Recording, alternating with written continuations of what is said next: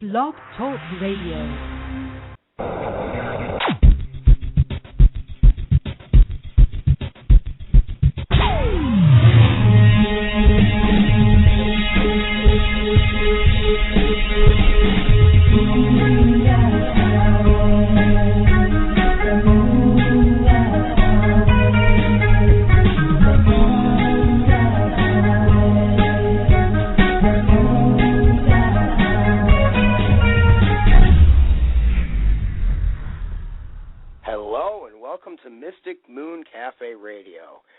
This is a show that explores the unknown to help you deal with your own awakenings. We have different guests, and tonight we have a special guest, but first let's introduce everybody. I am Seth Michael, Psychic Spiritual Advisor, and I am along with me is Chef Mom Wendy. Hello, Wendy. Hello, Seth. And Justin, who is a paranormal investigator, among many other things. Hello, Justin. Hey, Seth. How you doing? I'm doing great. Before we introduce our guest, who will be on shortly, we have a special announcement we'd like to play for everybody. Do you want me to tell people about it, Justin?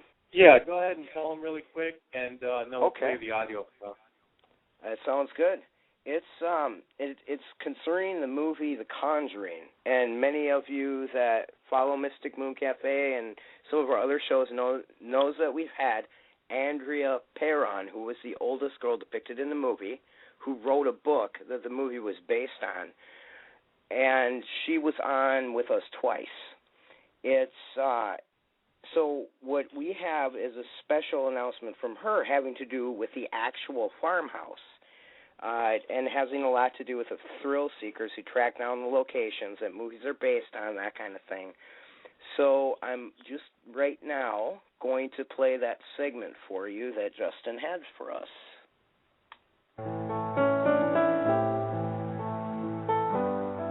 All my life, my mother has said, fear the living, not the dead. Until recently, I didn't realize how poignant that was a statement. I am furious. There is fire in my eyes. I cannot tell you how disgusted and disturbed I am by the recent events that are taking place in Harrisville, Rhode Island. Bathsheba's gravestone has been desecrated. A relic that stood since 1885 has been crushed. Something that was painstakingly restored just last year, cared for by the people of Harrisville, by the man who worked so hard to bring it back to life after so many years of neglect. And now it's in pieces on the ground. My friends who own the farm have been besieged by insane youngsters, I'm told. Well, every child that comes into the world is born with a conscience. But these people were not raised by wolves. There's no excuse for this behavior. To desecrate a grave site because of a movie is absolutely unacceptable. And I realize that by having this conversation with you today, I am really preaching to the choir. Anyone who is listening to my voice right now is as appalled as I am by what is happening in my hometown of Harrisville, Rhode Island. I ask you all to help me create a cease and desist atmosphere in my town and let it become a peaceful, quiet place again for the village people that live there, for the folks who did nothing to bring this on themselves. This has not only disrupted and disturbed my friends at the farm, but the entire neighborhood and the entire community. I ask you to gather with me in prayer, to put the farm and those that live there who love it and own it, and help me put them in the light. Help me pray for peace. Thank you. Well, wow. I've heard that happening in many different... Go ahead. You know, that happens all the time everywhere. I was just saying that. Yep. I run across that. There's a graveyard not too far from me, and teenagers, and people are always going in there destroying gravestones and being very disrespectful. And, you know, honestly, that's a major reason why it gets harder and harder for paranormal investigators to get permission to go in and do these locations and investigate. They give paranormal investigators a bad name, and they're just being disrespectful of public property and of private property, and it really needs to stop. I mean, you listen to that audio. Andrea did that video, I think, maybe a week or two ago, and you can just hear how upset she really is over it. And she is a really sweet and kind woman, and just to hear her upset just bothers me so much, you know. Yes. It bothers a lot of people, especially the ones that have been following her interviews and know what kind of person she's like. And the movie they didn't even show the actual farmhouse. So I don't even know who or how they got to find that location, but I guess it wasn't that hard. It does bother me too. And it might not always, you know, here's my little editorial rant, because so you're talking about the investigators. I've heard that happen too. That was very disturbing, with the same thing that happened when there was the bombing at the school last year. Mm-hmm. Remember that? Mm-hmm. Oh, yeah. And there was for the shooting. Yes, and one of the posts I saw on Facebook was from a paranormal team saying, "I'd love to get over there and investigate." I'm like, what? Yeah. So now let's go to the other side of the people. Now, this is what I'm wondering too, is because there was a lot of the Satan references and generalized statements with the witch, Wicca, almost. Well, no, not quite Wicca, but Bathsheba. The story was based on it, and so the movie depicted those parts that were just taken from the fact that, like Andrea said, she was just accused of those things and thought to, and there were rumors. So I'm wondering if some of the people are sort of going from the right-wing Christian angle and doing this. I don't know. Honestly, I think people see the movie and they think it's real, and they're going out there and they're trying to challenge whatever it is out there that's haunting the location, and they're trying to experience something for themselves. I think that's what it is. And they're going about it the wrong way. They're being disrespectful. They're trespassing. They're breaking the law. If you're really that interested or infatuated with experiencing something paranormal, then I would just suggest finding a paranormal team to link up with and do some investigations with versus breaking and entering. That's just my take. What's your take, Wendy? I don't really have one on it. People are stupid. They're going to be stupid. It doesn't sound so nice. I guess. Right, for whatever reason. They're a complete lack of respect. They don't care. They have to tear it up because it got famous and they didn't. That's an interesting angle too.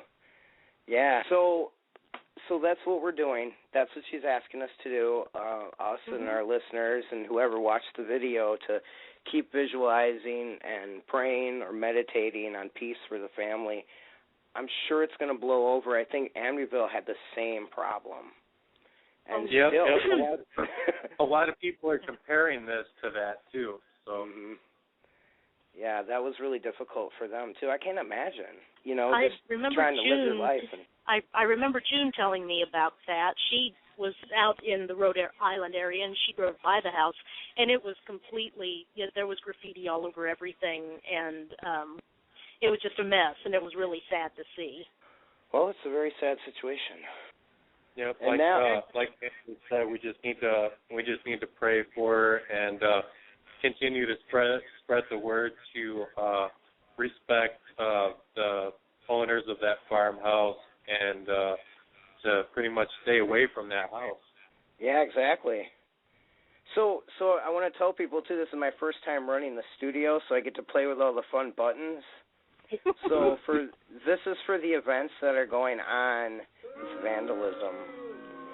Definitely. What? Oh. That's what we feel on that. You've been dying to do that, haven't you? There's all kinds of fun buttons in here. Yes, there are. Hey, Seth, so you know, I logged in. I had to log in through Blog Talk Radio. The chat room on the regular page would not let me sign in. It wouldn't let me click any link on the whole page. And I rebooted my whole computer twice. So I'm in here with you now. You are not alone. You're in the chat with me or in the studio? I am You're the co-host both places? up there. Awesome. Yeah. Oh, yeah, we're going to do fine. Oh, we'll all do right. fine and dandy. We have unless you guys have something else, we'll move on to our guest for this evening. We're going to be, she's actually on the line right now. I'm going to unmute her in a second. Just wanted to say a little bit about her, and where am I here? Sorry, I lost my train of. All right, I'm ready. We're going to be joined by Karen Vance Hammond. She is an author of the book called Shoe Marks, which was inspired by true paranormal events that took place in Texas. She's also a paranormal investigator with Houston Paranormal Research Team that's been active since 2009. So she will be talking to us about her book, what she overcame, persevered through, and hopefully the paranormal and the spiritual aspects of her journey in life. So I will now welcome Karen Vance Hammond.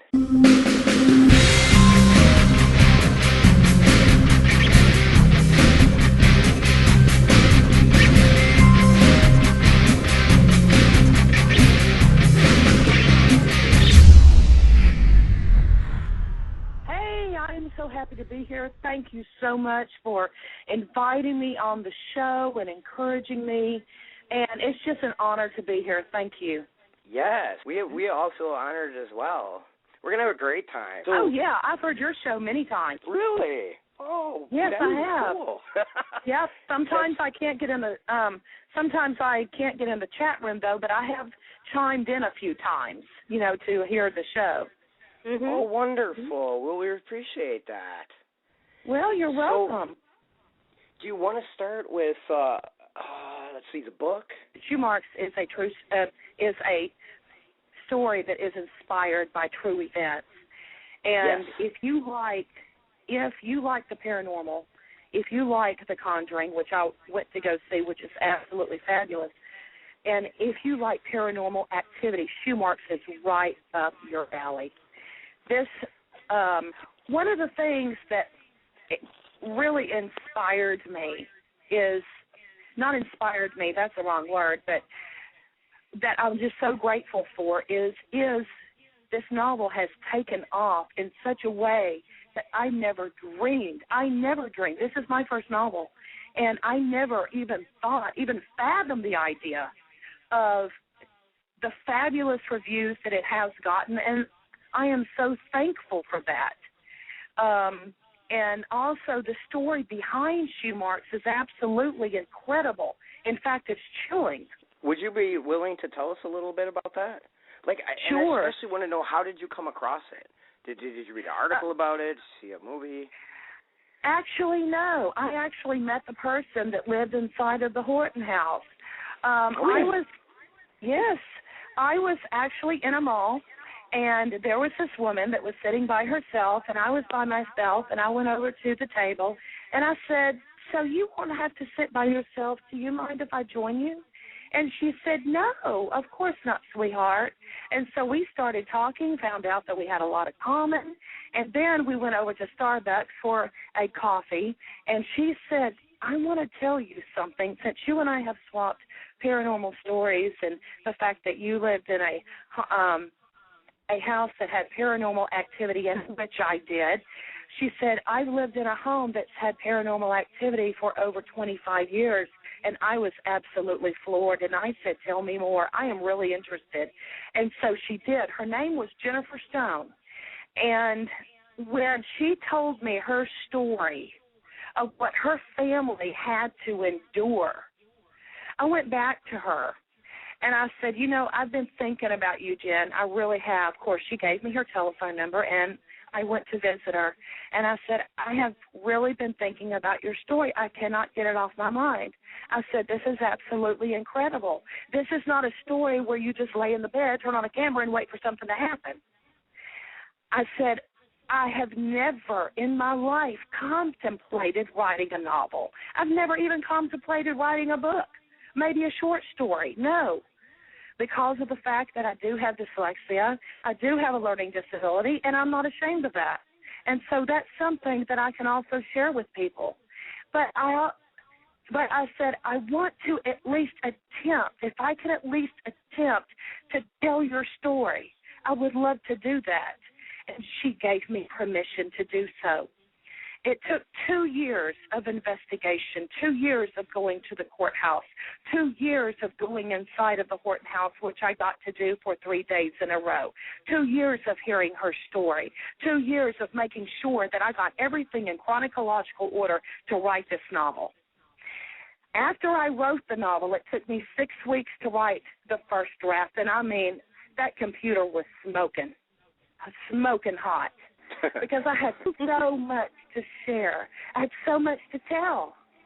And so after the second and third draft, I took it back to her, and I said, I will not even attempt to find a publisher or an agent until you approve this. This is your story. This is what happened to you. This is what happened to you and your family. And I have got to have your seal of approval. It took her 3 days to read it. And she came back to me with tears rolling down her eyes, and she said, Karen, you've got it right. Marvelous. Wow. That must have really, well, obviously it touched her. That's something you cared enough. Oh, it absolutely did. And she said that it brought back so many memories of things that she experienced.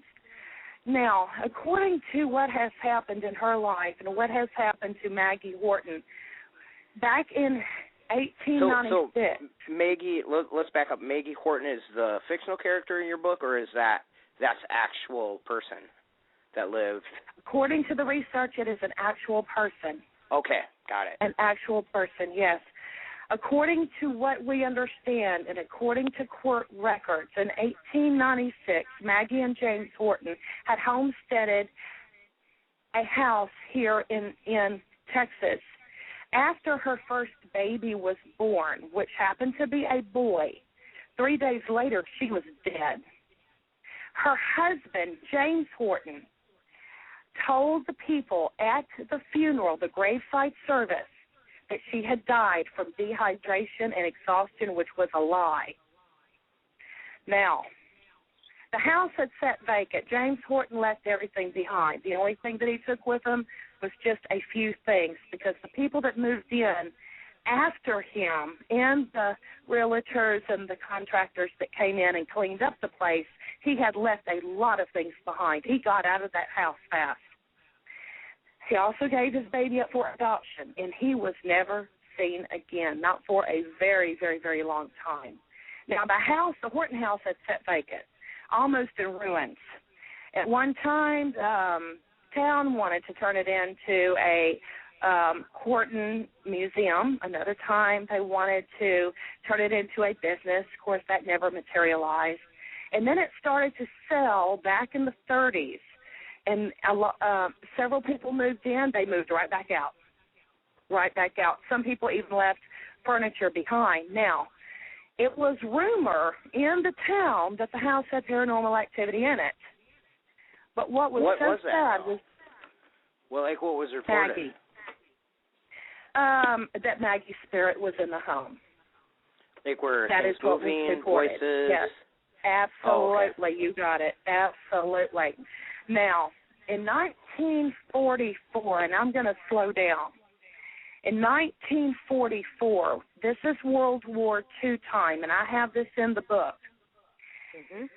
Jeremy and Laura Stone, they had 2 small children. She was pregnant with her 3rd son. He was wounded in Market Garden and at Utah Beach in World War II. So he had an honorable discharge with 2 Purple Hearts. When he got a job teaching at the university, teaching history, he wanted a home that was large. They always wanted a bunch of kids, and they were already expecting their 3rd child. And the realtor who showed him this home, Mrs. King, the realtor that showed this family, this sweet, innocent family, she knew that there was activity inside of the home. You have to remember, this is World War II. World War II is what got the United States out of the Depression. Now, at that time, the Depression was still lingering, and I have that in the book. It was very important that I show this, not just Maggie, but I needed to show every facet of what was happening with this family during the era of World War II. So this family sunk every stinking penny they had in buying this home. But what they didn't realize was that they were buying hell. Yep. Buying hell. That's intense. Yes, it is very, very intense because they had no idea. You saw the movie The Conjuring. You said, can you relate to any of the events where anything similar? Yes, I can. Yeah, I had a feeling. Yes, I can. I'm not going to, I have to understand that I am not going to compare Schumacher to The Conjuring. They're 2 different novels. They're 2 different stories. But, yes, when I did see The Conjuring, there were some similarities. One of the similarities was the clocks. And The Conjuring activity started at, I believe, 2:12 or 2 something like that, maybe 1:12. I think it was 3 something. Maybe it was 3 something. 3:15, and then in the actual events it was like 5.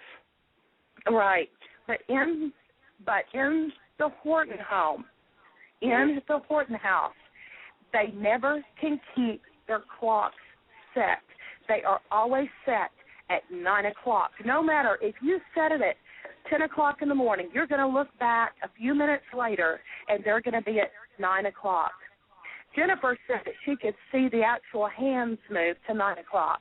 If she set it at 3, she could see those hands move.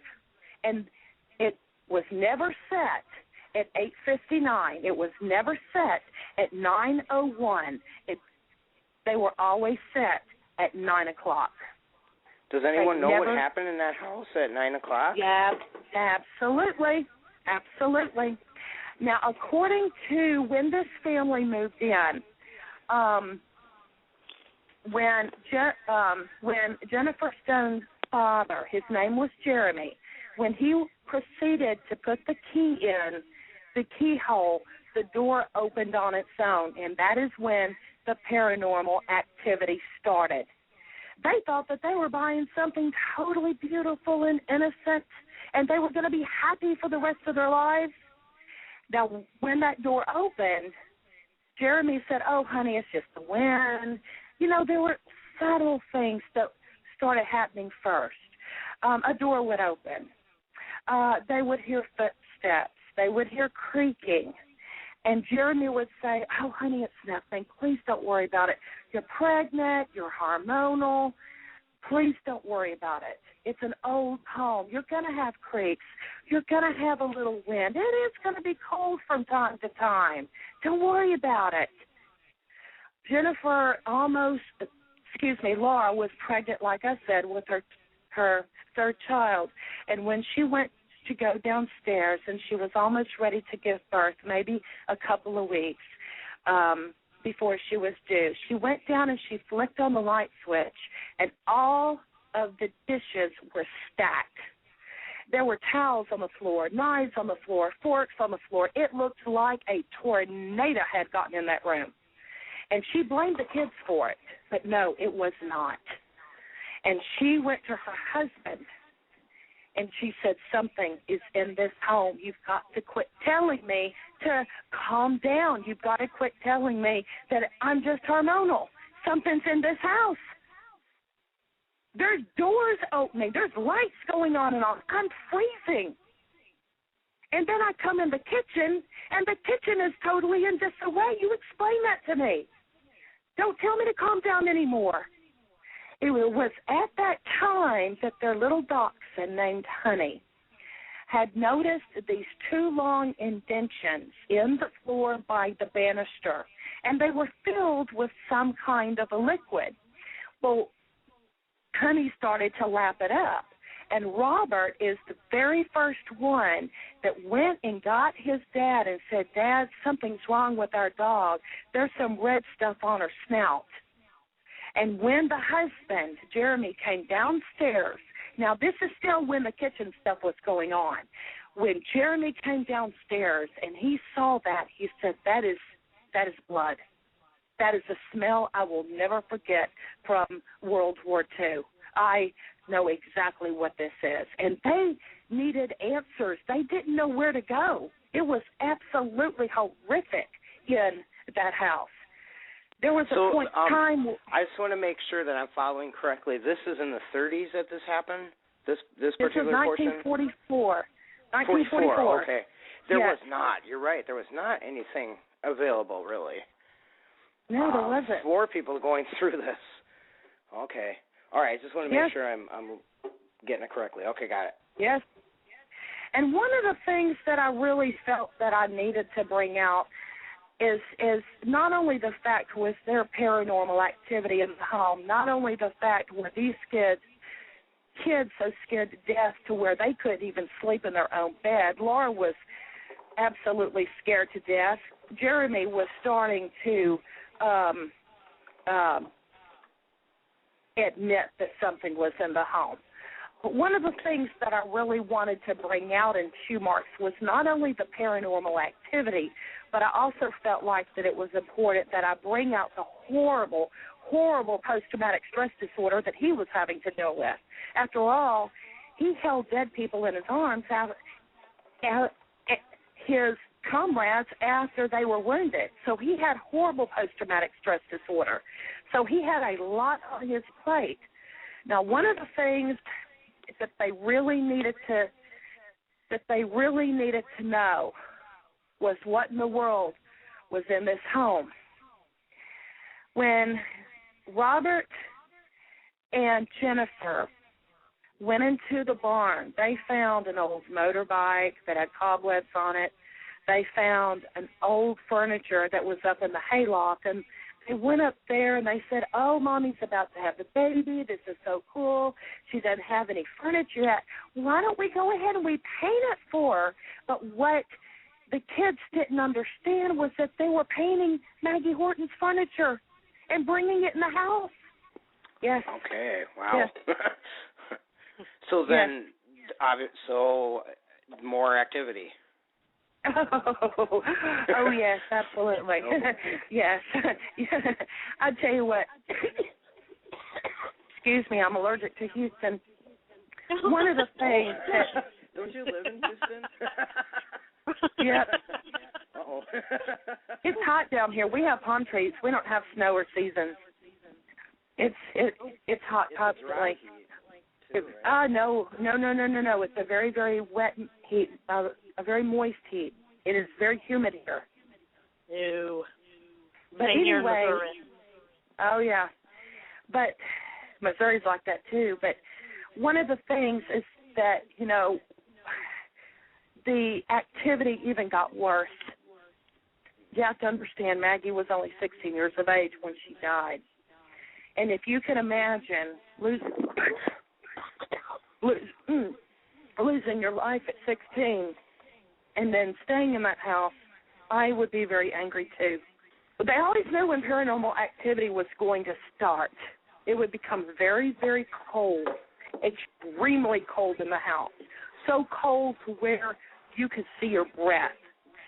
Jennifer would actually run to the thermostat, she told me, and she could see the thermostat needle going from right to left, down, down, down, down, down.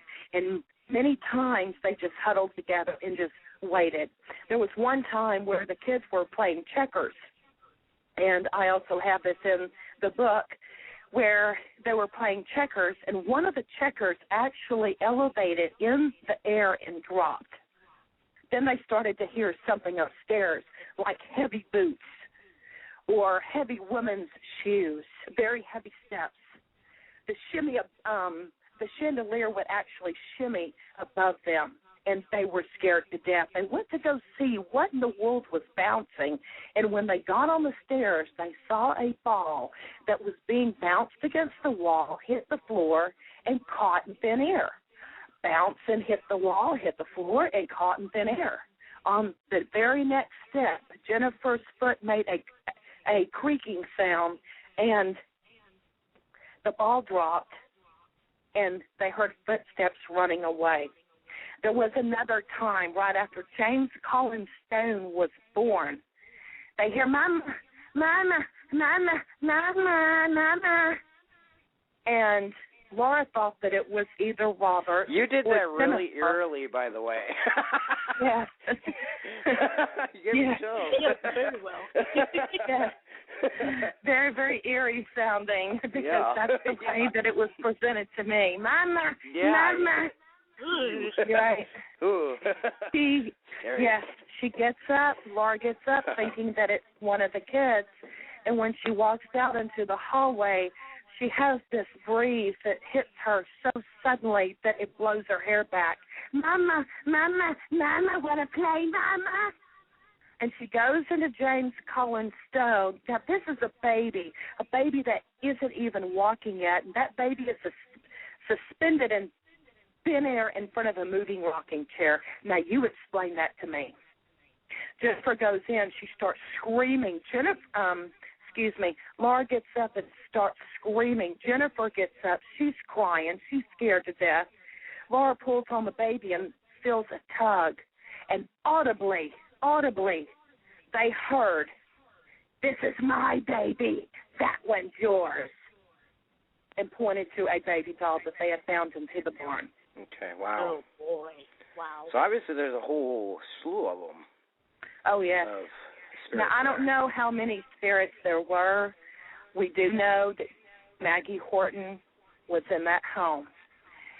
Okay, I'm not going to get too much into the book, because if I do, then I won't be able to sleep tonight, neither will you. There's some readers that have actually said, in fact, there's one review on Amazon that said that she couldn't even read it by herself. She had to go upstairs from the basement and to the sunlight to where she could actually look out because she was so frightened.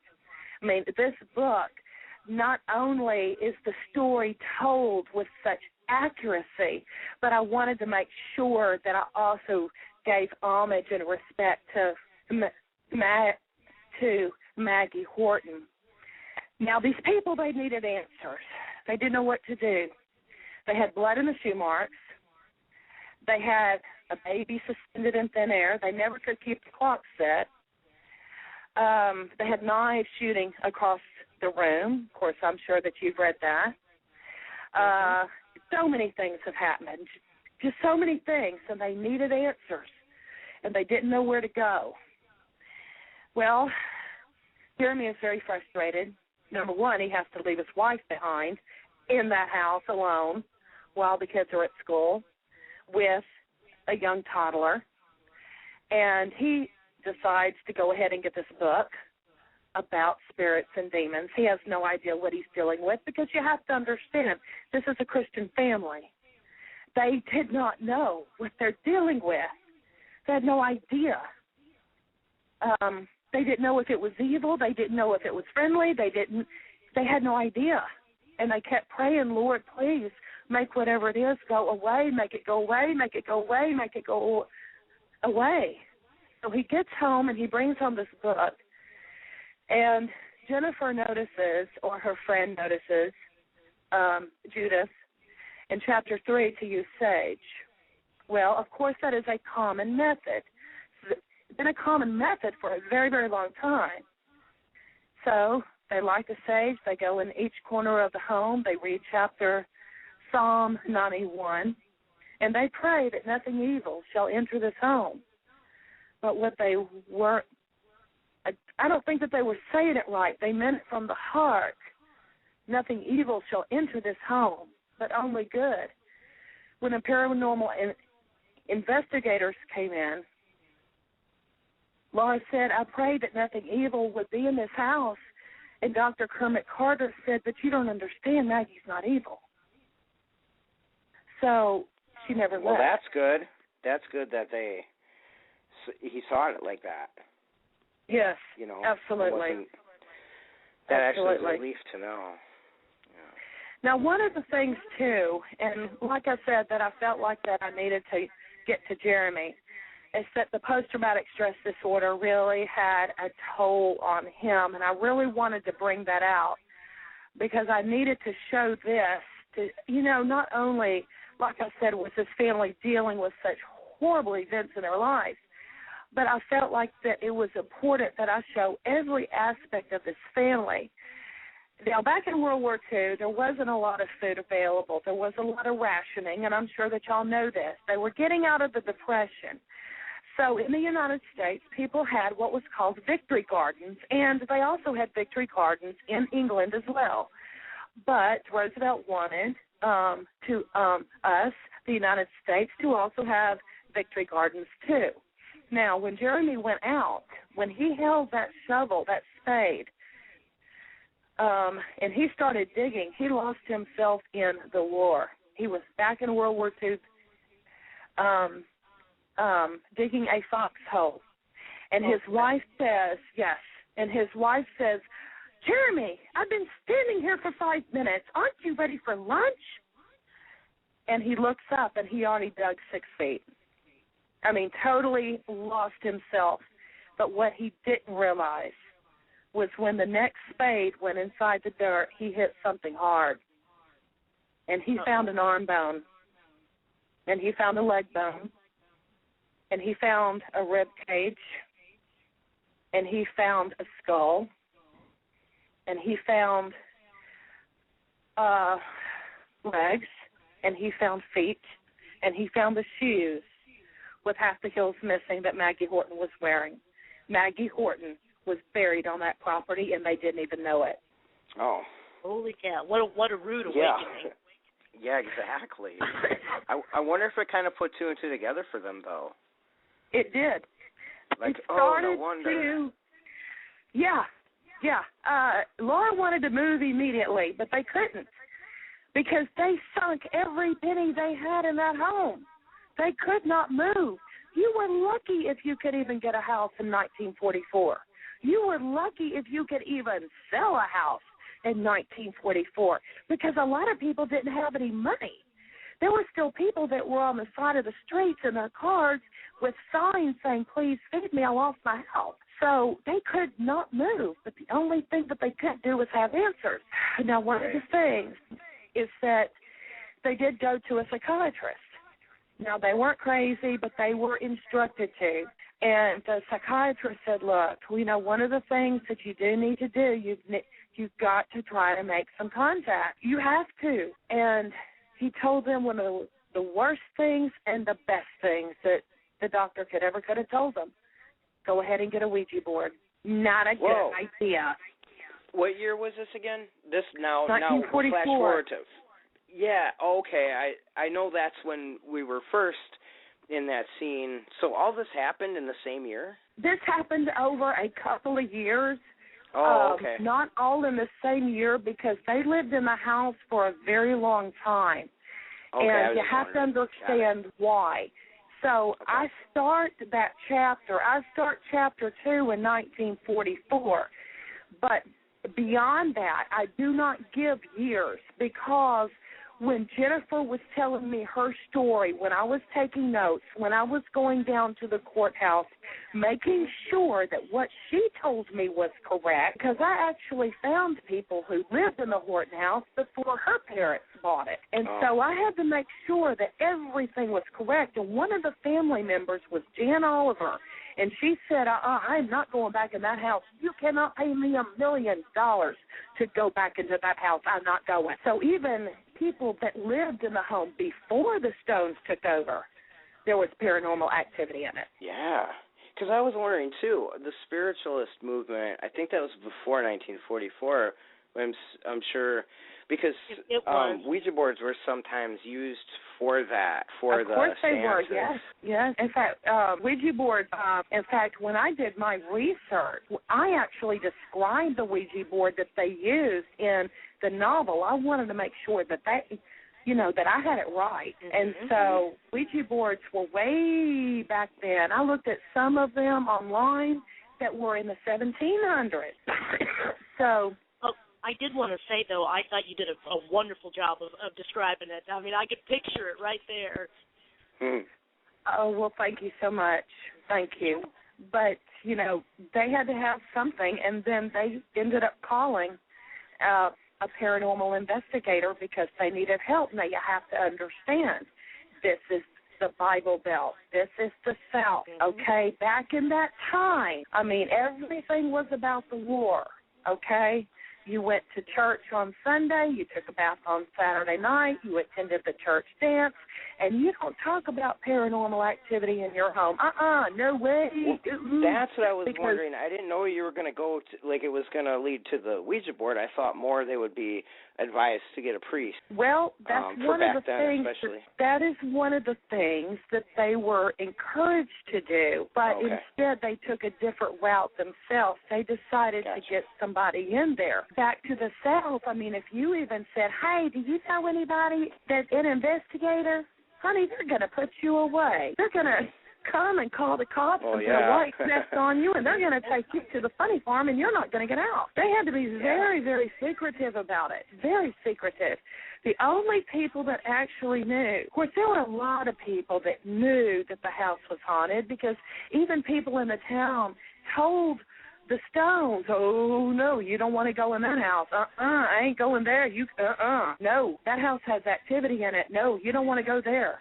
So even people in the town were warning them, but they did it very secretively. They would, like, whisper, you don't want to go in that house. Don't tell anybody. I'm not crazy, but you don't want to go in there. So like I said, even, the town, was warning them. Now, when Jeremy Stone found the bones, this is a very, very significant part. This is when they really started putting the pieces together. And like I said, I don't have enough time to tell the entire novel because it would take all day long. So I'm just hitting on some of the high points, very few of the high points, but, just a few of them. They didn't have the medical medicine, the technology like they do today. This was a very, very small town.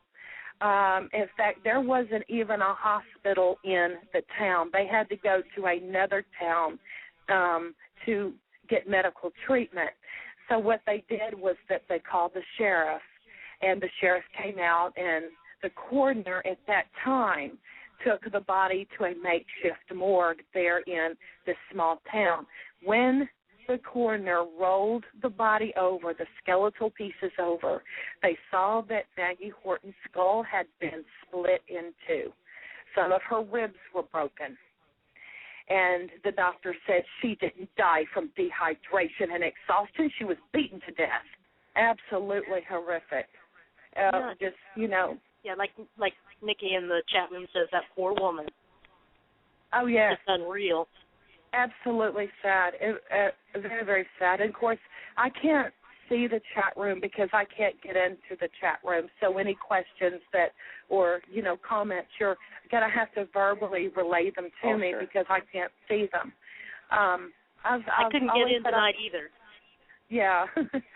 Well, but, the paranormal activity was just so hard and so strong. And when the paranormal investigators got into that house, Dr. Kermit Carter, the minute he walked in, he held his throat and he said, I can't breathe, I'm going to get sick. I can't breathe, and he has to go outside. He said, I can't go back in there. I cannot go back in there. And, of course, you know, they came all the way from Maine, New England, and, you know, they said, you're going to have to get back in there. Now, what they used back then, they didn't have the technology like they do today. They had reel-to-reel tape recorders. They had the old flash photography. And, yes, they did set up a command post in the house. They did run wiring in the home. And oh, my gosh, I mean, that was one hell of a night. And that is the way that Dr. Kermit Carter described it. He said that it was a hell of a night, something that he has never seen before. And he has investigated a lot of homes. Of course, bless his heart, he and his wife are not with us anymore. But it was absolutely horrific. And I describe it in the book all the way down to the scratches that Laura Stone was receiving on her body because Maggie was angry, very, very angry, and there were scratches all over her body. Frustrated and angry. Yeah. Do what now? Frustrated and angry. Frustrated and angry, yes. Do we know who did it? Yes, we do. It's at the very beginning of the book, sweetie. Yes, Maggie. Mm-hmm. Yes. Her voice was audibly heard. Dr. Kermit Carter did play for the family. Jennifer was there. Robert was there. They did play for the family, what they heard back on the reel-to-reel.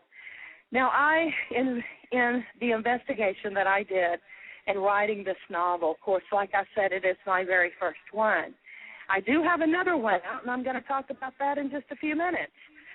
But one of the things that, like I said, I wanted to make sure was that I got everything in chronological order.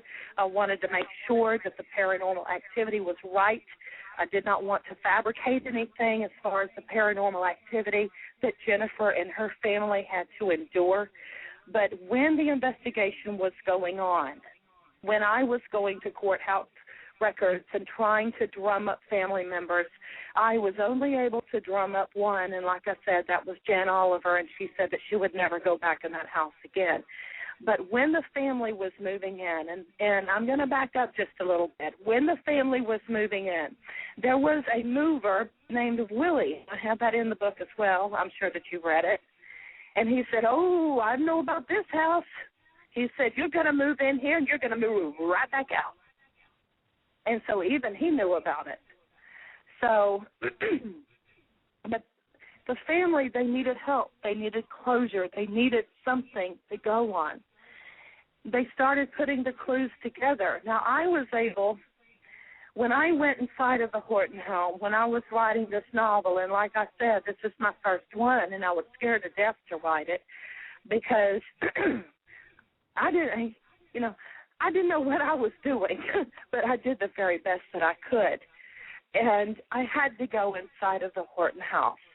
I had to. One of the reasons why I wanted to go inside of the Horton house, and I told Jennifer this, I said, not only do I need to see for myself, but I also need to make sure that I get the furniture correct. I want to make sure that I get the shoe marks correct. I want to make sure that I get the stairs correct. I want to describe everything in this book. I'm not going to make it up. I'm not going to make something up that's not there. Mm-hmm. And so it was important that I went in there, and I was able to spend 3 days. I was not able to spend the night. They would not allow me to, and I really wanted to. But they said no.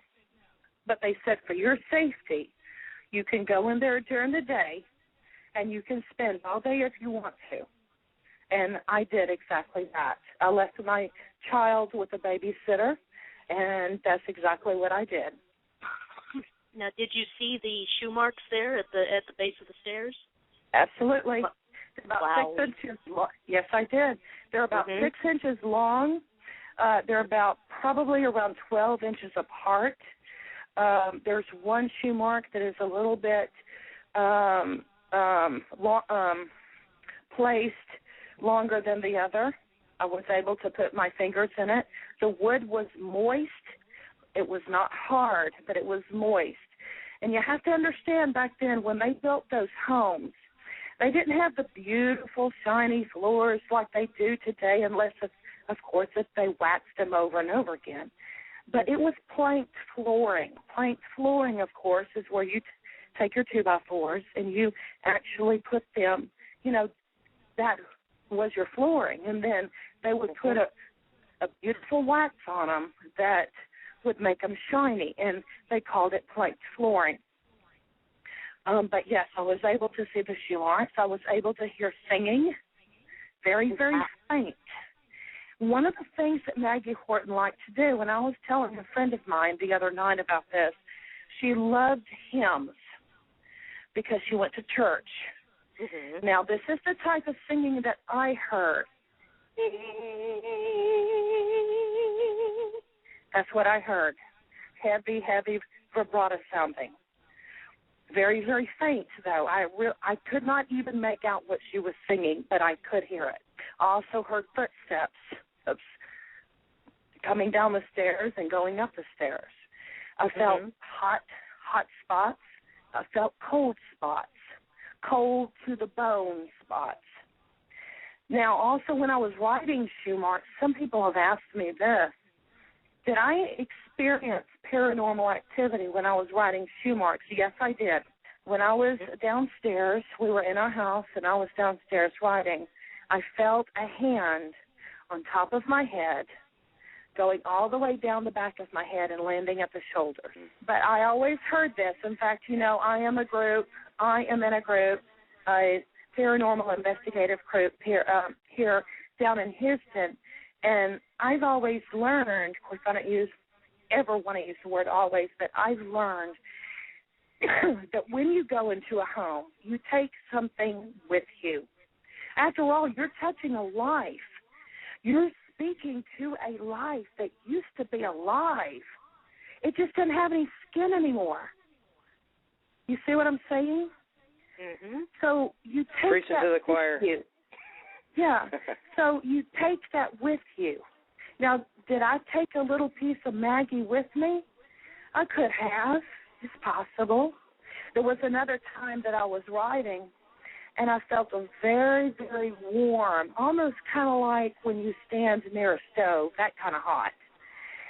And it was on the left side of my body, especially on the back of my arm. Now, something was there because I wasn't near a stove, and I was at my computer writing. Another time I was reading shoe marks to my very dear friend, Zarita, and both of our computers crashed at the same time. And I asked my friend on the other end of the cell phone, I said, what is your computer doing? She said, well, Karen, it's making all these squiggly lines. It's doing this. I said, oh, my gosh, my computer's doing the same thing. And they instantly turned off. So people that read shoe marks, it really touches them in a special way. A lot of them say that they're ready for book 2, but I don't know if I'm going to write a book 2. I wanted to make sure, like I said, that I gave the respect to Maggie. After all, she is still in the home to this day. From what I understand, the clocks are still at 9 o'clock. And that I also give the respect and the homage to the family that lives there, that I told their story with the utmost respect and integrity. And that's what I wanted to do. And nice job of it. Well, thank you. I know that you've read it, so that makes me feel good. I haven't quite finished, but I'm working on it, yes. Well, so far, it, like I said, this is my first novel, and it has been well received. And one of the things that I'm really just astonished, if you will, is that the fact that a screenplay writer came to me. And he said, I read your novel. He said, you don't know who I am, but I read your novel, and I want to see if I want to write this into a screenplay. And I said, okay. And so we met. We spent hours together. In fact, there's another producer that contacted me. He also read it, and he is out of California. And he said, this novel would make an excellent movie. And so we're just going to see what happens. We're just going to see what the Lord has planned. And so, and I'm not going to try to push anything on anybody, but it is being written in a screenplay as we speak, because so many people have said, oh, my gosh, this would make an excellent, excellent movie. Oh, definitely. Congratulations. A lot of elements in there. That's cool. We have 3 callers on hold. I just want to let the callers know that we plan to get to them soon. Okay. I'm ready to hear them. Okay. Well, what we're going to do is take a break. All right. We're going to play a song, and then we can come back to callers and hopefully talk more about the paranormal aspect and wanting to get more to your spiritual journey of things, too, if that's okay with you. That's fine. Awesome. Okay, I am about to play. Now, like I was telling the listeners, this is my first time doing the studio, and I'm a little lost. I've got a song. I love playing independent music by independent musicians, and there's one that I saw a little bit of Portland, Oregon here, and I have a song of theirs. The band's name is Acadia, and I know it's in here. I'm trying really hard. So, Wendy, I don't know about this. Is so confusing. You do a really good job. This really makes me appreciate all the times you guys had everything so quickly. Thank you so much. You know what? Yes. I'm gonna unmute Justin because I got he it. has to call back. Oh, you do? Oh, I didn't even know that he was on mute. Yes, I've got the song. I'm going to play that. Which one? And then we can unmute Justin right now, right? Okay. Yep. Justin is unmuted. You play the song. Okay. Here we go.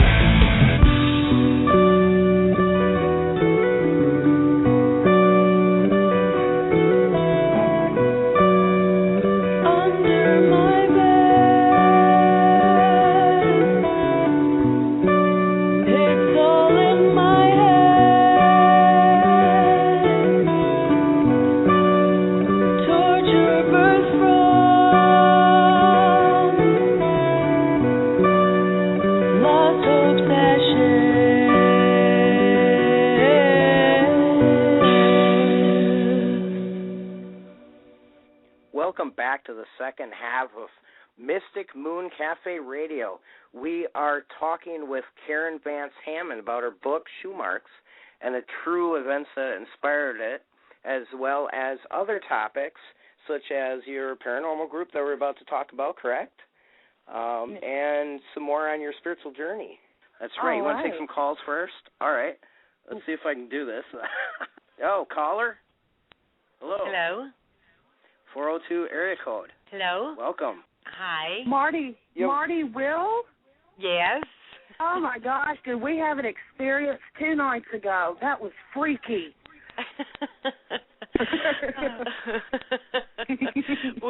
we have some wild times, don't we, dear? Yes, we did, my friend. Yes, we did. Well, the show is great. Are you from Houston Paranormal Research Team? No, I'm from Columbus, Nebraska. Oh, wow. Okay, sorry about that. I was just wondering because what were you guys just talking about? Are you going to let everyone in on it? Okay. We did an experiment the other night, and I'm a paranormal investigator myself, and I have some dowsing rods. So I had Karen on Skype, and Karen was asking questions to see if we could maybe get Maggie to come forward, and she did. She did in a huge way, because the thing is that when Marty was holding the dowsing rods, I only asked questions that Marty, of course, Marty has read the book twice. I only asked questions that Marty, Maggie, and I would know. I didn't just ask silly questions. I asked point-blank questions that only she and I and Maggie would know. And, I mean, that dowsing rod went crazy. So what were the questions? Some of the questions that I asked, of course, people that have read the novels, and they would know, but I asked point-blank questions like, Maggie, did you have a husband named James? And, of course, the dowsing rod went instantly to my voice. Another question I asked was, Maggie, did you have a cow named Matilda? And those that have only read the novel would know that Maggie Horton had a cow named Matilda. That is in the very first of the novel, and, of course, the dowsing rod immediately shot toward my voice. But I only asked questions, like I said, that only that we would know. Okay. So, all right, so you believe that Maggie is, well, it sounds like she's what we call the earthbound spirit still. Sounds like. It's just okay. So I'm just wondering about her state. Like it sounds as if she's earthbound, which perhaps she didn't cross. I don't know. I just wanted to get your feelings on that. Oh, I definitely believe that she's earthbound and hasn't been able to cross yet. Yeah. And then you know what that's about. When you were doing that, did you talk to her about it or just remind her that she has option or anything? What I said was that we love you very much and that we know that you're here. Mm-hmm. I did not tell her to go toward the light. I did not tell her that she needed to go. I believe she might not be ready either. She may not be ready. After all, her house is still standing. Yeah. And where she died on that property and her shoe marks, they're still there. And Marty and I were able to make contact. Of course, like I said, I only asked questions that Marty and I and Maggie would know. And, of course, other readers, if they read the books, and they would understand. But, you know, the questions that I asked, I mean, the dowsing rod went right toward me, and sometimes it didn't move. I would ask a question that would be silly, like, do you like kitty cats? You know, well, most people like cats, or most people like dogs. But when I started asking point-blank questions, do you have a husband named James? Are you angry at James? Whoo, that dowsing rod went crazy. And you also got the cold chills, like something was really cold in your office. Oh, absolutely. In fact, I put the web camera right on my arm, and I let her see those hairs just standing right up. Yeah, I was going to ask you about that. If you felt her presence, because I'm sure she was right there, obviously. Yes. I felt like some kind of form of, like I was being watched. The hairs were standing up on the back of my neck. The hairs were standing up on my arms when I was asking questions. Of course, Marty saw it, so yeah. she was right there. Wow. I wish I would have had that videoed. You know, the next time we do this, I need to video it so we have something to reference back to, because just for us to tell you what we, experienced the other night, that nobody believes it. But this actually happened. Yes, it did. I mean, that would be as God is my witness. Yes. And well, we believe you, that's for sure. Oh, well, and Karen has a very soft, welcoming voice, where mine is more deep and, I guess, kind of harsh sounding at times, and that she was able just to, calmly ask the questions. And like I said, the dowsing rods went right to her because we were Skyping, and it went right to her on the computer screen. And, oh, wow. Yeah. And this is not the first experiment we've tried, but this was the first one with Maggie. And, it was, and in fact, I have my voice recorder going as we did this, and I have not listened to that part of the voice recording yet. So I'm interested to find out if there was anything on there. One of the things that was interesting was that I held up the book of shoe marks in front of the video camera when we were Skyping. And I said, Maggie Horton, are you happy? Are you happy that I wrote a book about you? Whew, those dowsing rods just shot toward me, and they started kind of like dancing up and down. Yeah, they were vibrating. Yes, and then the dowsing rods went back into their proper position, and then I said, Maggie, is this the kind of dress you wore? Because back in 1800s, they wore very utilitarian-style dresses because they had to work at the farm. They could not work in any type of beautiful dresses that had, the big hoop skirts or anything like that. Of course, that is what they wore when they went out on the town, so to speak. But I held up the book and I said, you have such a beautiful dress on. Is this the kind of dress you wore? And whoo, those dowsing rods went toward me again. Mm. It was a very, very interesting night. Oh, definitely. Sounds like it. Do you usually use them in you're on a team as well. Do you want to say the name of the team that you're on? My team is Marty? Curious Connect. Yeah, my team is Curious Connections, Life After Death. Oh, I like that name. Mm-hmm. And do you often use the dowsing rods with great results usually? Or? Yes, very good results. Oh, very cool. Can we find read more about your team on Facebook or website or anything? No, I don't have a website. It's mainly me and my husband that goes out. I had another girl that went with us, but she no longer goes with us. So it's just me and my husband goes out. And, in fact, it was my sister's house that actually got me involved in the paranormal in Southern Illinois. But when I come across Karen's book, Shoe Marks, it just put everything in perspective, and it kind of gave me a different way of looking at things. Oh, okay. That makes sense. Okay. And cool. because, I don't ever go into, and I'm sure Karen's the same way with her team, I don't go into an investigation with a boo attitude. I go in to find out who these people are, why they're still here, and what they might still need to find. That's very cool. I respect that. I've come across some nasty ones. I have come across some very, very nasty spirits. I've had them in my house. It's not fun. No.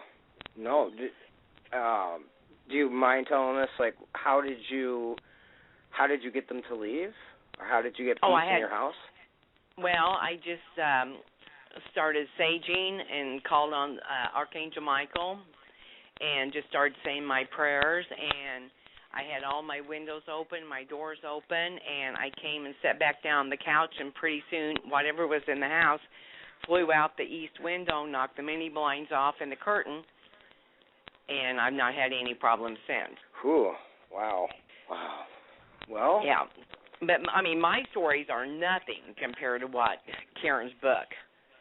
Shows people really that this happens. I mean, a lot of people think we're crazy, but I mean, this stuff really happened. Absolutely. And it was so refreshing to read a story that I could sink my head into. I mean, that's why I've read it twice and going on my third time. And each time Karen and I visit about the book, I'll go back and reference the chapters that we just talked about, and they make so much more meaning. Okay. And I mean, the way that she has presented this book, you get lost in it. You get totally like you're in the pages with the characters, and you can see yourself in that house. You can see the knives flying. You can see the blood pooling up in the shoe marks on the floor. I mean, her terminology, the words she uses is beyond any author's words I've ever read before. That's a great review right there. Well, thank you. I appreciate that. But I just wanted to call and say hi, darling, and wish you the best of luck on the rest of the show. I'll let somebody else get in here and do some talking.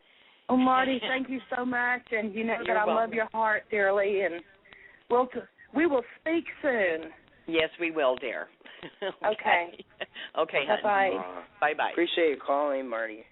You're welcome. Bye-bye. Okay, Bye. Goodbye. And I want to know more about your team, or we all would like to know, about the Houston Paranormal Research Team. Yes, I am on that team. I've been on that team for a couple of years now.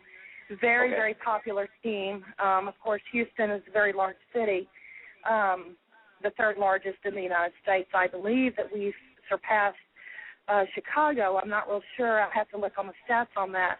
But we are a very large city, and with it being Houston down here, Houston Paranormal Research Team, I mean, that team is on the go all the time, just doing paranormal investigations. And, of course, I've been able to go with them and use their equipment and, of course, some of my equipment that I have. And it's a very respected team. It's a team that I highly recommend.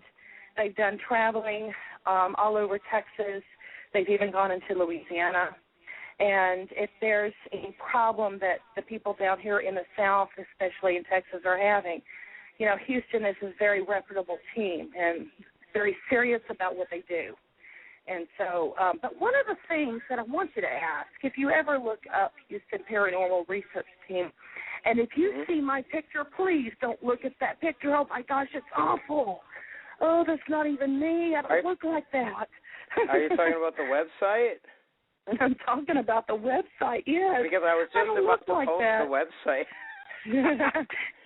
You can post the website. It's fine. Okay. All right, I'm going to do that right now. So just don't pay attention to her picture, everyone.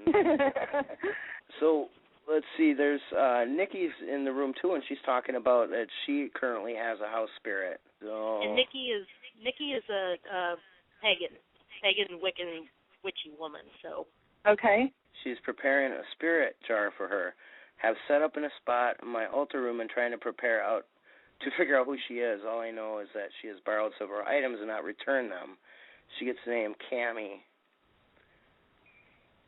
Cammie T. Yeah. I'm not getting anything right now. Definitely female, though. This is somebody that's in the chat room? Mm-hmm. Yeah, it's my she's friend, been talking about Nikki. She's trying to figure out who's in her house.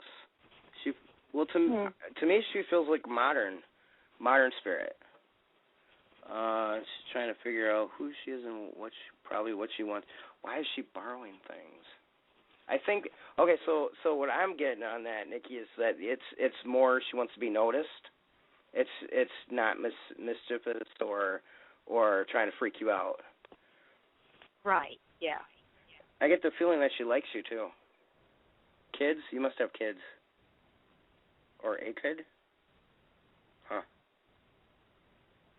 Well, we can talk more about that. I don't want to take the time away from Karen either, Nikki. But we call in on one of our other shows too, and we could talk more about this. It'd be fun to check into if you're open to it. So, Karen, so you guys, your team, how many people are on that? Well, what they do is that they rotate. There are some regulars that do go out all the time, but they also rotate, and which is a good thing to do because you do need rotators. If you go out every single time, you're going to get burned out, and you're going to become immune. And so it's a good thing to have rotators, and I am one of the rotators. On Houston Paranormal Research Team, they do know that I'm an author and that I am very busy. In fact, I do have my second release out now, which is already out, which I'm so happy to say. I just get chills when I say this, but it has been in the top 100 paranormal on Amazon for the last 5 days. Oh, and wow. Congratulations. Yes, I am just elated over this. Now, the numbers may have gone up. I haven't checked today, but it has been in the top 100 on paranormal, and that novel is called Secrets in the Shallows. It is also co-authored by Kimberly Willett, and so I'm honored. Yes, you hear the crowd applause? Oh, okay. Yeah. So anyway, but yes, I am what they would call a rotator. Like I said, if on call. If everybody goes out at the same time all the time, you're going to get burned out. You're going to become immune, and so that is why it is good to have rotators. Oh yeah, absolutely.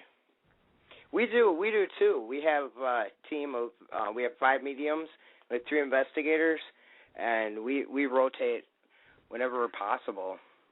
Yes. And, of course, not everybody can go out at the same time. So, it's also good to have, somebody that can rotate in case if somebody can't go. So, it is positive. Everybody wins. Oh, yeah, definitely. Definitely. Was there a case that, like one of your favorites that come to mind? Yes. When I was investigating a home with Paranormal Research Team Houston, I got so many EVP responses. One of the EVP responses that we got that was very audibly was that I was sitting in a room, and I said, well, we're not getting anything here. And then all of a sudden, on the voice recorder, I hear this voice, don't leave, don't leave. And there were orbs all around my head. And every time the photographer would take a picture, she would say, Karen, there's orbs all around you. Also, too, when I do investigations, I ask questions that only the person, that only the spirit would know. For example, in fact, I learned this from Kim when I went out on an investigation, and I actually did it, was what was the last president you remember? And the answer that I got was Bush, Bush, Bush, Bush, Bush, Bush, Bush, Bush, Bush. And I said, Daddy Bush or Junior? Daddy, Daddy, Daddy, Daddy, Daddy, Daddy. Oh, it was absolutely, it was freaky, but it was exciting at the same time. Was that your first time that you got something like that? Oh, no. It's probably one of my favorite investigations because it definitely was a lot of fun. But there was another place that I went to where they said that there was a very evil presence. And when I went inside of that home, of course, I kind of sort of have a sixth sense. If there's something inside of the room or something inside of the home, I will get very sick to my stomach. And I say, guys, we got to go. I don't need to be here, or there's something evil here that I don't want, But anyway, but yes, I have been in homes that did have an evil presence, and those are the ones that where you really have to pray over yourself. You really have to pray the blood of Jesus over you because you are going into something that can attach itself, and you don't want that to happen. And I have known, I'm sure that you have known, where there were people that did come away from an investigation that did have something attached to them. And one of the things that we do is that we always pray before we go in, and then we always pray when we leave. And so that's something that, we do. Yeah, that's a really good idea, to have some sort of I don't know if I call it like ritual or something that that's always preparing to I call it protection. Go in and then like closing up. Yes. So definitely. Yes. Right.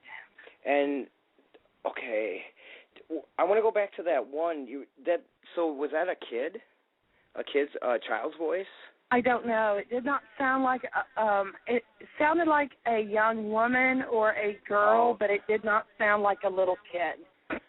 Those are really heart-wrenching. I wasn't used to. I was used to things in my head, but like hearing it outside of my head on actual recorders, that was wild. And then to actually hear a kid's voice. We had one there.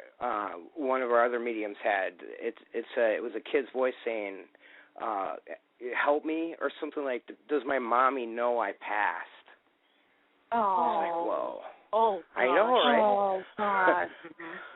The good side of those are the tear jerkers.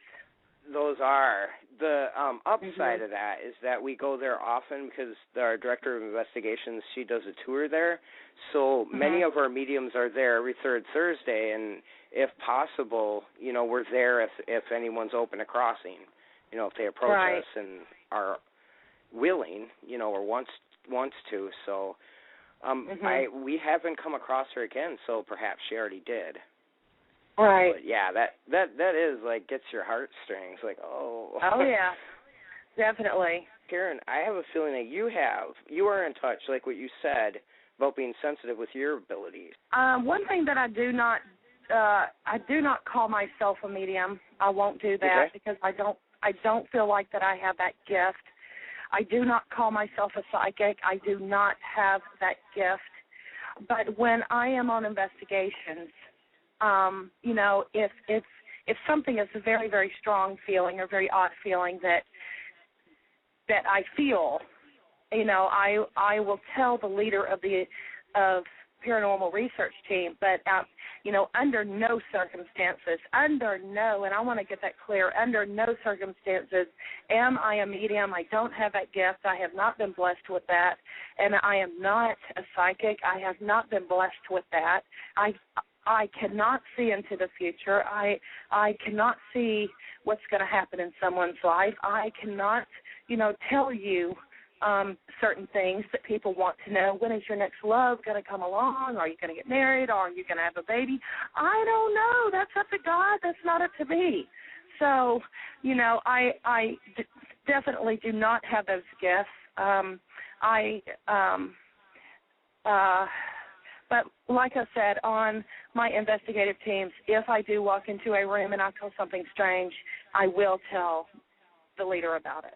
Well, yeah, like I said, it sounds like you're definitely sensitive. Oh, I'm sensitive, but in no way. Oh, definitely.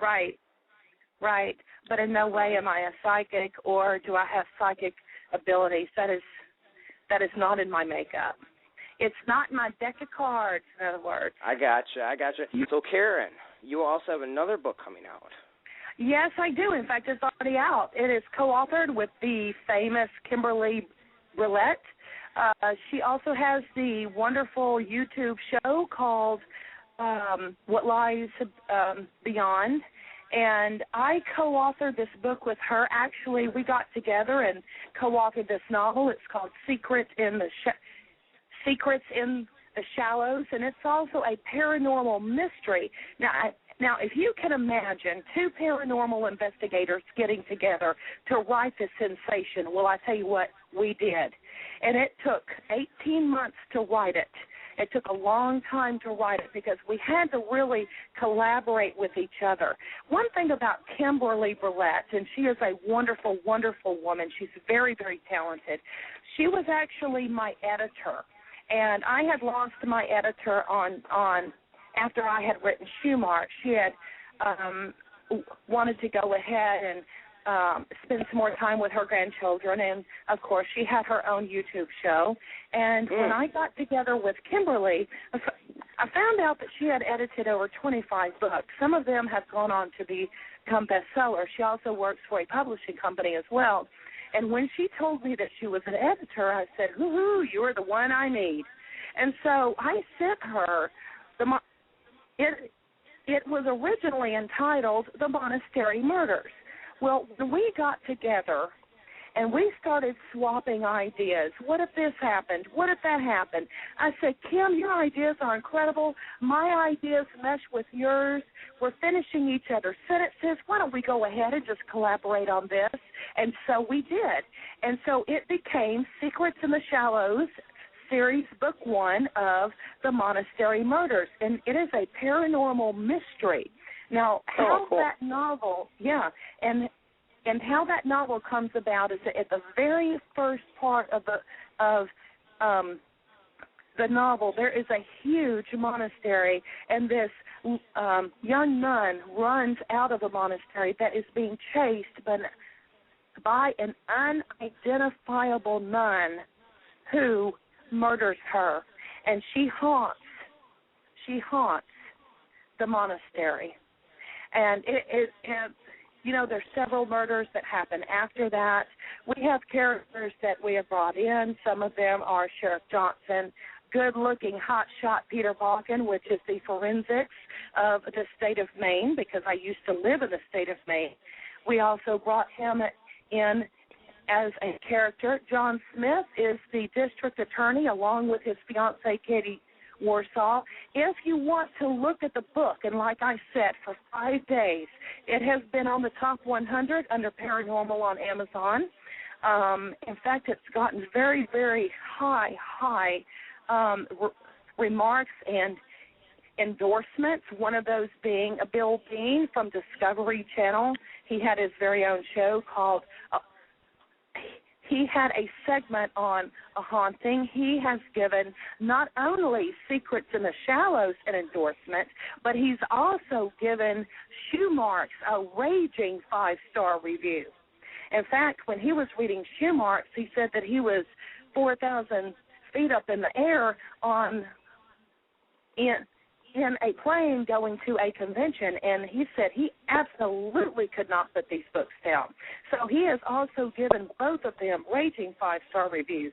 Another review that I have as far as Shoe Marks is concerned is a TAPS member affiliate with TAPS.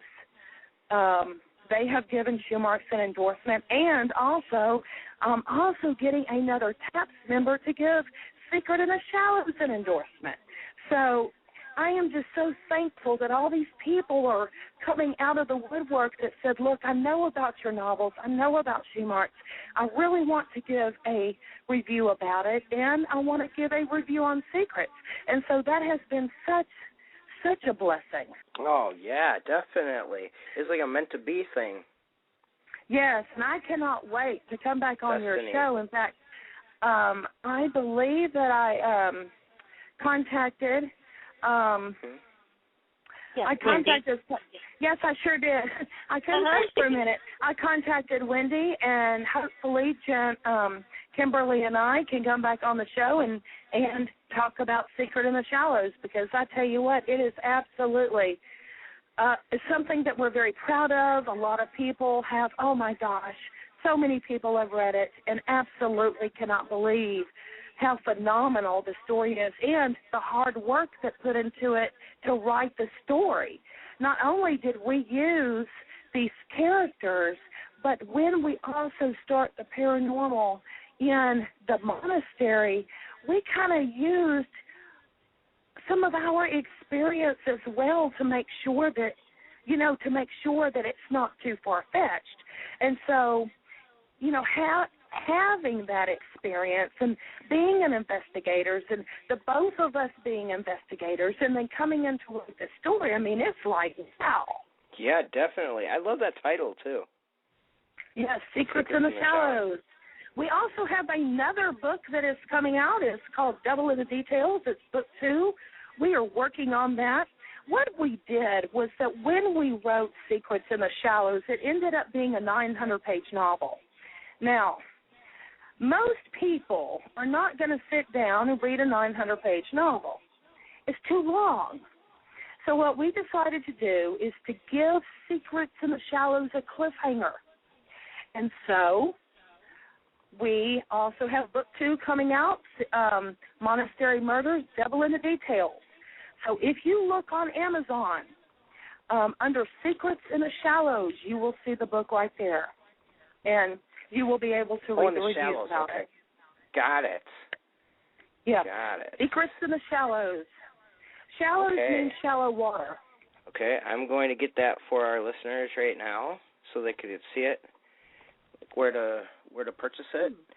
And when you were talking about with Kimberly, is that you said she has a show on YouTube? I saw one interview where there were two ladies, and then you were in the background on this really cool screen. Is that different? Okay, no. That's a totally different show. That's a totally different I thought show. that setup was really cool. Right. If you Google Karen Vance Hammond. Mm-hmm. Oh, Karen a Vance lot of you Hammond. come up. Oh, there's like 3 pages. Yeah, tons of stuff. So Synergy anyway. eBooks Publishing. Yes, Synergy, SYNERGEBOOKS.com. But you can also go to my website, which is KarenVanceHammond.com. Yep. And there you can also read my bio, because a lot of people are very interested in the fact that I do have a learning disability. I do have dyslexia. I was never able to go into a regular classroom with regular kids. I was in special education all of my life, and I wanted to go to college.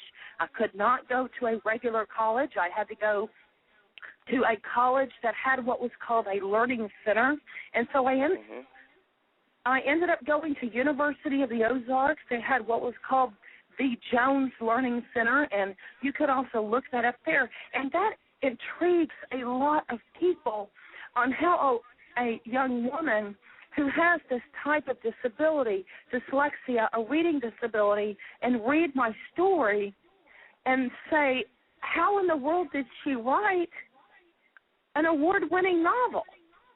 A lot of people ask me that. I got to say this, too, because it fits right in. Nikki said, a 900-page novel. I struggle with a 7-page essay. You go, girl. Yeah. Well, that intrigues a lot of people. We love you, Nikki. Because you have to, but you have to understand that with Schumartz, writing this first novel and having people read it and give the reviews that they have on it. And also, one thing that just really moved me was that it was nominated for the Paranormal Awards in Massachusetts. Now, I had no idea. I was up against some big writers, some big writers. And I was like, there's no way. Schumartz didn't even stand a chance. And I was in Kroger. I was in the meat department. And I had a friend of mine that went up to the Paranormal Awards in Massachusetts. And she texted me on my phone, and she said, you won. And I said, well, what did I win, $1 million? And she said, no, silly, you won. Oh, my gosh, I started crying. I started jumping up and down, holding onto my basket. Here I was holding a piece of meat. I couldn't believe it. And in the instant of my sight, I swear, now my father has been gone for years, but I saw my father clapping. It was in my mind's eye, and I could see his face, and I could see him clapping. And my father always called me Tiger. And so he said, you go, Tiger, you go get him, Tiger. And so it was just for a split second that I saw that. But I was just so amazed on how this first novel, written by somebody who has dyslexia, can, I tell you what, I just thank the good Lord every single day. And also the teachers that taught me, and on Secret in the Shallows. And I felt that this was very important that I do this. When I saw that it was number 1, let me rephrase. When I saw that it was in the top 100 under paranormal on Amazon, I contacted every teacher that I had in special education, the ones, that are still with us, I contacted them. And I said, thank you. Thank you for what you did to me, for investing your time and your life in me, because I would not be an author today. So the praise doesn't go to me. No way. The praise goes to my teachers. Oh, you take some of the credit, right, for being open enough and accepting and what determined. They have to give you. Yeah, perseverance. And then that is an inspirational thing for people. Like, yes, in something fact, as that, you can't, like, didn't you say in your website, too, something like, you don't let it hold you down. You're showing people. No. The thing that I tell people, and I've had so many emails from parents, I've had emails from kids, I've been asked to talk to at some schools, I've been asked to attend some universities and talk to the kids there. The main thing that I encourage is do not quit. If you have a dream, there are ways that you can achieve that dream. Now, some people ask me, how in the world do I write being dyslexic? Well, 2 years ago, I gave myself the best Christmas gift, birthday gift, really, that I ever could have given myself, and it's called the Dragon. It's the speech, voice, text, narration. What I do is that I put my headset on, I open up my Dragon, I open up my notepad, and that is how I write my novels. Nothing's backward. Everything is correct. I don't have to go back and correct. It is absolutely wonderful. I bought it at Walmart, believe it or not, for $50. It's called the Dragon, and that is how I write my novels. If you saw the way that I write, typing it out, I have to go back for hours upon hours upon hours and correct the backward words, because that's what dyslexia is. Yeah. Making sure that sentences are correct, making sure that everything is in order. And so I absolutely love my Dragon. In fact, when Kim and I wrote Secret in the Shallows, that's what I used. Oh. I used the Dragon. So you said you just talk and it writes out? That's right. Yeah. Mm-hmm. I walk around my room. I walk around my room and I see the images in my head, and that is what. And I speak what I see. I speak what I want down on paper, and I can see just the words just being typed right out for me. Oh, that is really cool. I want to get one of those. Yep. Yep. And that is really awesome that there are things available that we can pretty much go around nearly anything. That's right. Especially in this age and this age. That's right. So okay, yeah, I'm thinking about. Oh, let's see here. What would be your plans for the next? Do you have another book in mind? Yes, I do. What are your plans? Yes, I do. I'm glad you asked me that. I am actually writing on 2 more books, so I'm doing solo by myself. One of them is called The Stone, and it is about a family. They contacted me a year and a half ago. They live up in northeast Texas, close to Shreveport. And they sent me a manila folder that has about 100 pages of handwritten notes about paranormal activity that they have experienced in their home. I have been able to go up to their home twice to visit them, and I am writing their story right now. Another story that I'm writing is called The Crossroads, and that one is also paranormal as well. Crossroads, I like that. Mm-hmm. And that's based on, so they all seem to be based on an actual events, correct? The Stone is definitely based on actual events that took place. Shoe Marks is inspired by true events that took place in Texas. Yeah. Now, The Crossroads is going to be geared towards young adults, and it is a paranormal fiction. Oh, cool. Mm-hmm. Yeah, you're just doing all kinds of great things. Well, so we haven't heard, because I'm wondering, okay, you were talking about that there was a screenplay being written, too, for Shoe Marks. Do you know, is it going to be called the same? Well, it is called Shoe Marks. On the screenplay, he has named it Shoe Marks. After the screenplay after the screenplay is written, that is when we start hunting down Hollywood agents and producers. And fortunately, we already have some leads on that. So we're just going to see what happens and hope that it's picked up as a screenplay. And, we'll just have to see what the good Lord has for us. Yeah, absolutely. Well, see. Very interesting. Can't wait. Well, thank you. Yeah, definitely. Definitely. And I hope, I don't know if you were able to hear the beginning where we were talking about that there was vandalism going on with the actual house that The Conjuring was based on. So that is horrible. I hope nothing like that would happen. It doesn't usually seem to happen with books, but I hope that wouldn't, happen. That is why I am not giving the location on where the Horton house is.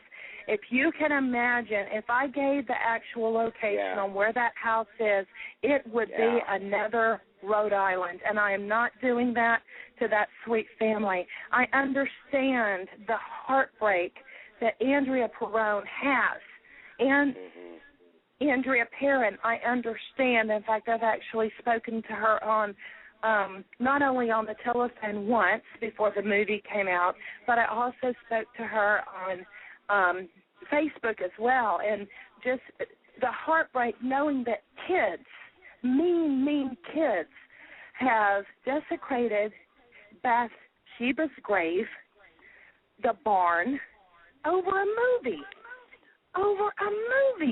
I cannot fathom that. And so that is why, so many people say, can you tell me where the Horton house is? Can I go and investigate it? My answer is no, I'm not telling you where it is, because I am not going to have another Rhode Island in Texas. It's just not going to happen. I've got to respect the family. They've asked me to give them peace. They've asked me to tell the story to the best of my ability. I have done that, and I cannot imagine kids doing that. It just makes me angry. Yeah, it does me too, because it's a story for us to learn and grow from. And it is. I don't even know how to explain it in a logical sense for people to do that. That's right. So, but yeah, it isn't. I'm glad that you aren't putting the location in there. So there's no way that I would. I don't think I'm real on tonight, but when you were talking about Maggie too, I was trying to kind of connect with her. She's not the easiest one to connect with, but for sure it seems like she has a relationship with you already, obviously. You guys were able to get her pretty quickly. She's got a friendly sense about her, though. That is one thing I'm feeling. Yeah. She's not cruel. She's not mean. I'm not feeling any of that. Well, there's actual people that knew her, believe it or not. I know that Wendy read it, and the general store is one of them. When Jeremy and Laura Stone go in the general store, the cash register man, or the clerk is what they call them, knew James and Maggie Horton when they were kids. So his actual father did. He said that they were very friendly people, extremely friendly. But one thing about James Horton, when he grew up to be an adult, he was very, very controlling. He was very mean. He got what he wanted. He was a businessman. Not only did he own the Horton House estate, not only did he own that, but he also dabbled in silver and gold, and he got what he wanted. And if he didn't get what he wanted, he made sure that he got it, even if it was with physical violence. The people in Ellersville believe that Maggie Horton was beaten by her husband. The reason why he left so quickly after her death, that is not normal, to leave your homestead that you have worked so hard for, that you have built with your own hands from the ground up. That is not normal. So they believe that she was even beaten from the by her detective husband. shows. Well, yeah, I mean, how you explained it, too. It was the skull was cracked, and then in detective shows we've all learned that that's usually a passionate crime. It's usually that much force is when they know somebody. Right. So even with kind of that. That is correct. To me, it's pointing. That is correct. And when the paranormal investigators came in, they believe that that is where Maggie Horton died, and they believe that those are her shoe marks left behind. Thus, the name of the novel is called Shoe Marks. Now, before we're going to be ending soon, but I want to make sure I understand this too, and the listeners do. So the shoe marks are there constantly, or they disappear and reappear? Oh, no, they're there constantly. From what we can imagine, she was fighting for her life, and I have that in the novel as well. If you can imagine sinking to the floor and embedding your shoe marks into the wood trying to stand up, the back of her heels were missing. And so that is how hard she fought. And so the shoe marks, yes, they are still there. Well, that's a perfect title for it, too. Yes? I think you did a great job. I'm definitely going to check into your books. I apologize I didn't have a chance to read them ahead of time. Wendy enjoyed what she's so far. Mm-hmm. So well, thank you. I put the links. I put the links yes. up for everybody. Yes. And I'll do that one more time. Okay. So if you want to view shoe marks, all you have to do is Google shoe marks, and it's the very first one that comes up. If you go to Amazon, all you have to do is type in shoe marks, and, of course, you will see it right there. You can also go to my website at KarenVanceHammond.com, or all you have to do is Google Karen Vance Hammond. You can also find me on Facebook under Karen Vance Hammond. Oh, That's cool. HMMOND. Oh, yeah. Mm-hmm. Facebook is real big for me. I forgot to put that. I can put that link on there, too, right away. Yep, Karen Vance Hammond. Okay, so we got pretty much everything up there. I'm sorry? Yep. I also have another Facebook page, which is my author page, which is the Karen Vance Hammond author page. You can also find me on Twitter.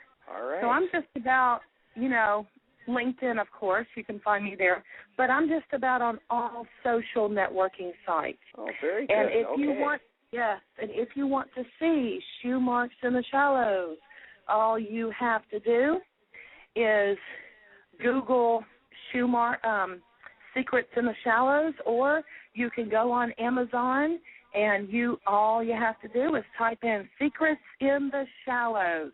Now, there's one right under it called Secrets in the Shadows, but it's not a shadow, it's a shallow. So it's Secrets in the Shallows by Karen Vance Hammond, Karen Vance Hammond and Kimberly Burlett. I'm hoping that one will show up in my email inbox again, kind of like Shoe Marks did. Well, I tell you what, I have had so much fun tonight. Mm-hmm. Oh, we did too. Well, we've enjoyed having you. Thank you. Well, thank you so much it's been a blessing talking to you. Oh, it's been a blessing for us and all our listeners. We all appreciate it. We appreciate our listeners hanging out with us, too, again. And let's see, we got shows coming up. We just want to say that quick, that we have Wednesday is our next one, right, Wendy? Yep. What would be Wednesday the 21st at 7 to 9 at Pacific. Oh, probably not. That's my birthday, Seth. I may take the evening off. That's your birthday? Uh-huh. Oh, my goodness. Happy birthday. Oh, thank Ahead you. of time. Ahead of time. Oh, that's awesome. All right, so usually you can catch us out on Wednesdays. Justin might be doing that program. So you all know our Facebook, right? It's, what do we have, Shadow Wednesday Radio, Facebook. We have Mystic Moon Cafe Radio, Facebook. Am I forgetting anything, Wendy, on those two? Mystic Light and Shadows on Facebook. Mystic Light and Shadows on Facebook. Gotcha. Mm-hmm. All right. And then on Sunday the 25th, also check out my Facebook page, Into the Light with Seth Michael, and you'll be able to hear, we have Ellen with us, and she'll be talking about remote viewing, how to do it safely, and her experiences with it. So, again, thank you very much, Karen, Wendy, and Justin. Thank you so much for having me. Really appreciate it, and have a good night, everybody.